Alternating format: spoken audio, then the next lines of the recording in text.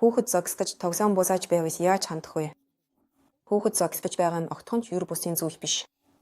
Тэгвэл насанд хүрэгчид хүүхдэд тусалж биеийн хүч хэрэгсэж бус үгээр асуудлыг шийдэхэд сургах хэрэгтэй.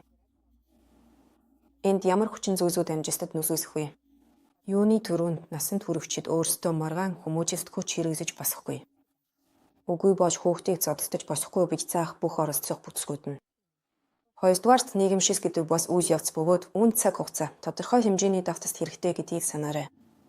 Нэг удаа хизээд хүүхэд бүгдийг ойлгож цээжээс дахиж хизээж тэвхгүй бич найдаж босхгүй.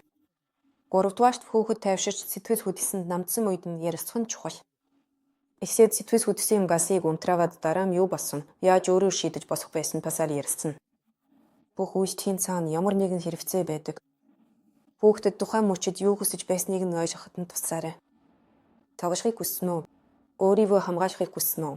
Эсвэл өлсөж ядарсан байсан байж болох уу? Хэрвээ зодон яг нүдэн дээр чинь болсон бол эсээд үгээрээ хийсэрээ.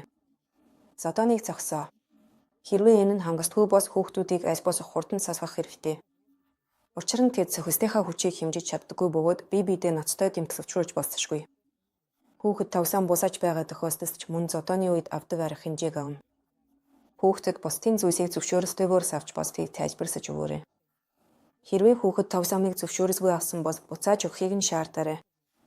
Гараа дисэн сунгаад энэ бидний тавсаам биш. Буцааж өгөөч гэж хийсэрээ. Тавсаамыг нь хүчээр бусааж авах хэрэггүй. Тавсаамыг буцааж өгөх хэрэгтийг дахин хийж байгаарай. Тэр өөрөө тавсаамыг буцааж өгөхийг нь хүсээгээрэй. Түүнд тасгасаа эсэх хийсэрээ. Энэ дүрм эсрэгээрээ ч мөн адил мөрдөгдөх нь чухал. Хэрвээ таны хүүхэд тавсаамаа хуваалцахыг хүсэхгүй байвал тэр татгалзах хэрэгтэй.